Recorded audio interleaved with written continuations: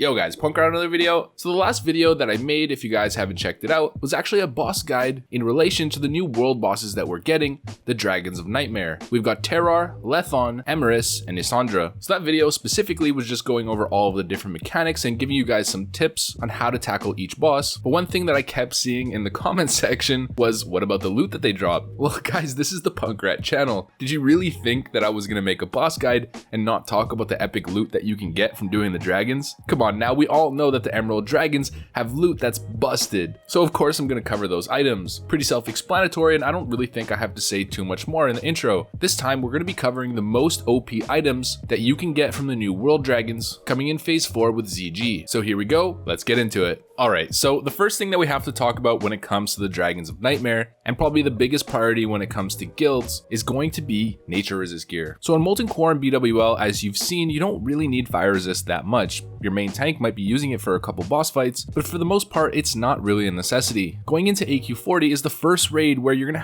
to have your entire raid stacked nature resist gear to the best of their abilities. Most of this is going to come from green items and also some crafted ones, as well as tier gear that happens to give plus 10 NR, but you're going to need to hit a threshold potentially over 200. Now the best way to do this without sacrificing for other stats, of course, by having green items where literally all you get is NR, is having some of these epic NR items that'll have the base stats that you expect from raid gear while also giving you NR. So here are the best ones that you'll see. First up, we've got the Acid Inscribed Greaves. They've got 8 strength, 19 stamina, plus 25 nature resistance, and plus 6 defense. These boots are going to be a huge priority for your main tank, especially on a fight like Princess Huhuran. They're really solid tank mitigation boots with 8 strength and 19 stamina, as well as the plus 6 defense, and then on top of that they have a ridiculous amount of NR as well. One of the best parts about these is that they actually drop off all 4 of the dragons. But these are really good and you're going to want to get them on your main tank for sure. Now staying on that same line of thought, we have an item that's incredibly similar. We've got the Acid Inscribed Pauldrons with 12 strength, 16 stamina, 25 NR, and plus 6 defense. This is basically the exact same thing as the boots, just for shoulders. In an ideal scenario, you're going to want to have these and the boots on your main tank. The only real difference with these shoulders is that they only drop off of Isandra. The boots will be much easier to get considering you're probably going to get one of the bosses eventually. But if you're unlucky, you may never be in time to actually score a Isandra kill, considering they all have a random spawn around the world, and that's just the way it is sometimes. Now the next item that I want to talk about is a little bit different. It's called the Nightmare Engulfed Object, and this is just an item that begins a quest which drops off of all of the dragons. Kind of similar to the Head of Onyxia or Head of Nefarian, I guess, except it doesn't lead to a world buff and there's only one item that you can get from it. As you'd expect, the item that you get is a nature resistance item. It's called Malfurion's Signet Ring. All it has is 17 stamina and 20 nature resist. This is obviously like the best nature resistance ring you can get.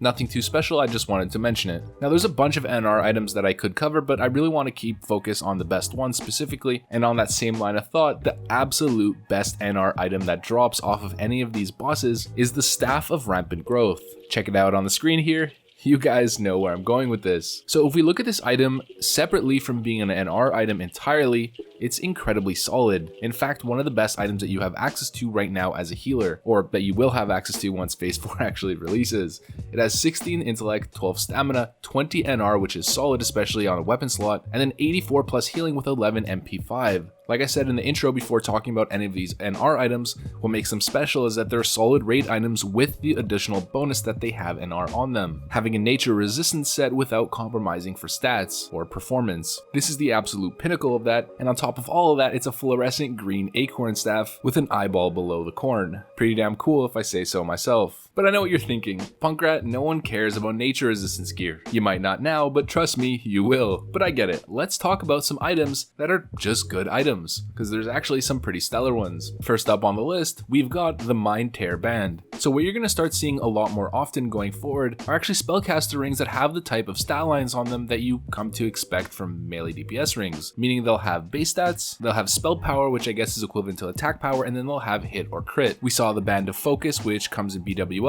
and now we have the Mind Tear Band, which is really solid. It's got 6 intellect, 6 stamina, 22 spell power, and 1% chance to crit. This is exactly what mages are looking for. As a warlock, I'd probably prioritize going for 2 hit rings, but as a mage, once you go fire, which is really what's coming up right around the corner here, this is going to be one of the most solid rings, and it's very similar to the Ritzen ring, which drops off the trash in AQ40. And of course, I didn't forget about you guys out there, the paladins. This is also quite a decent paladin healing ring as well. You probably want to get the Elementium Band and the Cauterizing Band, but I guess if you're feeling goofy and you just want to go for it, who's to stop you, right? Okay, so the next item that we've got is called the Hammer of Bestial Fury, and this is really interesting because it's the first of its kind to be introduced in the game. It's a one-handed feral druid item that has the equip effect that you're probably used to seeing in TBC Plus, where it gives 154 plus attack power in cat, bear, and dire form. On top of that, it has 90 armor, which translates to increased armor when you go into bear. It's got 13 strength and 12 stamina. This is one of the best feral druid weapons in the game, period. It's good for both cat DPS and for tanking as well. Your weapon is a stat stick, and this has all of the stats that you may need. Not to mention, it looks pretty damn cool. Let's get it up here on the screen. Not bad, eh? Alright, next up, staying on the same line as weapons, we've got the Nightmare Blade. Now, I'm not 100% sure why this one has armor on it,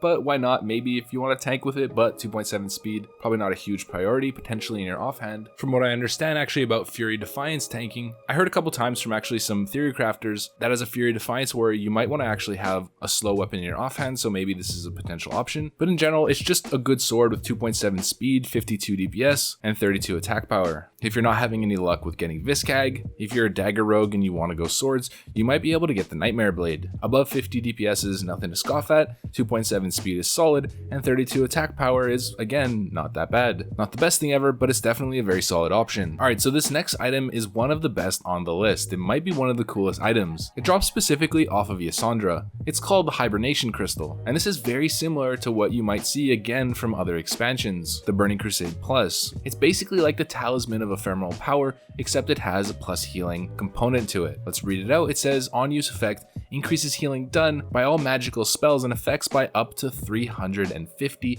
for 15 seconds. So on very short fights, let's say Veilstrats for example, you would definitely want to use this over any other trinket. You can pop it, and if the fight is a 30-second fight, let's say, well, it'll last for 50% of the fight, giving you an immense healing power bonus. Plus 350 is pretty crazy. And probably the best part about the trinket is the fact that it's on a 1 minute and 30-second cooldown. This means you can just keep using it over and over and over again. It's got the same cooldown again as the Talisman of Ephemeral Power. It's a trinket that's not really often spoke about or mentioned, but it's really damn good, especially in the right scenario as I just stated. Now, keeping on the same line of healing items, and you might notice that some of the best items from these dragons are actually healing items, but here we go, I'm promising you with by far the best item on the list, maybe the best item of the entire phase, and one of the best items in the entire game, even in naxx. We've got the Devi Growth Cap. Let's check it out. So here you go. It's the ugliest helmet in the entire game, while simultaneously being one of the best, of course. It's the best and worst of both worlds. But if we check it out, it's got stats equivalent to tier 3 itemization, 14 intellect, 16 stamina,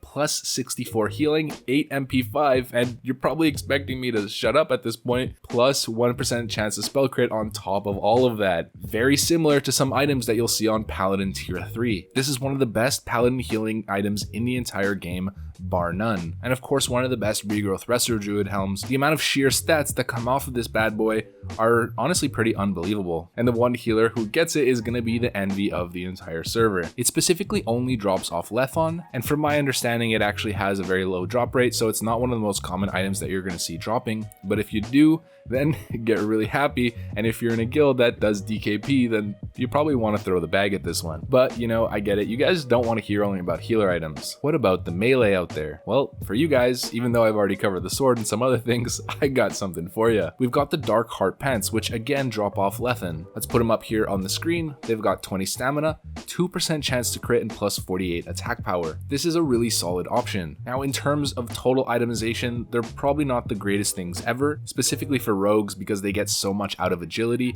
so trading agility for attack power isn't the greatest trade ever. But for warriors, these are actually a really good option. Titanic leggings are eventually going to come into the game, and of course these are going to become completely irrelevant at that point, but 2% chance to crit on a Fury warrior is very, very significant. And then 48 attack power, if you translate that into strength, is a ton of it. The way I like to think about these pants, for a Fury warrior specifically, it's basically like getting a ton of strength and a ton of agility, like 40 agility and the 2% chance to crit, and 24 strength, which would of course be equivalent to 48 attack power. And honestly, even for rogues actually only gain 1 attack power per agility point, so 48 attack power is theoretically 48 agility, and then 2% chance to crit on top of that. But even with all that being said, you probably want to give this to a feral druid, probably even a feral tank, just because it actually has increased armor values on it. If we look at Bloodfang leather legs, you'll see they have 196 armor, while the Darkheart pants have 300, but it's definitely quite an increase in armor, and that's going to translate really heavily to a feral tank. But I'm sure you guys will figure it out. Point is, they're definitely good legs, and I wouldn't underestimate them. Now, the last item that I'm going to cover here is actually a weapon again. We've got the Emerald Dragon Fang, and the way that I like to think about this is it's essentially the nature damage version of the Perdition's Blade. 1.8 attack speed, plus 12 agility, and a chance on hit to blast the enemy with acid for 87 to 105 nature damage. If you don't have Perdition's Blade, you might get this. It's got 12 agility on it, which will give you a little bit of crit, a little bit of attack power, and the proc is much stronger with 87 to 105 damage. The DPS is lower, but it's definitely not a bad dagger at all. And if you're feeling really cheesy, you might want to have your Perdition's Blade in the main hand to proc fire damage, and then your Emerald Dragon Fang in the offhand to proc nature damage, and then use the Darkmoon card Maelstrom to proc 300 nature damage on top of that. All of that resulting in what I like to view as the Elemental Blasting Rogue, bypassing armor in a PvP scenario. This probably isn't the greatest dagger ever, but it's definitely not bad, and even Fury Defiance warriors that are rocking daggers might want to take a look at this. Even a shield wielding warrior could use it as well. Not a bad weapon, and you might want to go for it. Probably the best part about it is that it looks pretty damn cool. It's like the Dragon Fang dagger off of Veilstraz, except a green look. So there you guys have it. That's the video. The Dragons of Nightmare loot is busted. Of course, some of these items more than others. Specifically, the healer items are pretty bonkers on these guys, but overall, it's more loot, and more loot I'd say makes everybody happy. I want to wish you guys good luck at securing some of the world dragons out there, because of course it's going to be a total battle, especially on PvP servers or high pop PvP servers. So good luck in that, and good luck on your loot. The most important thing, like I stated, is getting those awesome nature resistance items on core members of your progression team going into AQ40. If you get enough of them on the right members, like the healing staff and some of the tank items, and as many of those rings as possible, the Malfurion bands of course, your guild is going to have a distinct advantage over the next. So that should definitely be your priority. Now, if you guys like this video and you want to see more like it, of course, you know the drill, soldiers. Hit the notification bell to be notified every single time I post a new video straight out of the render oven. And with that said, thanks for watching, everyone, and I'll see you on the next one. Peace.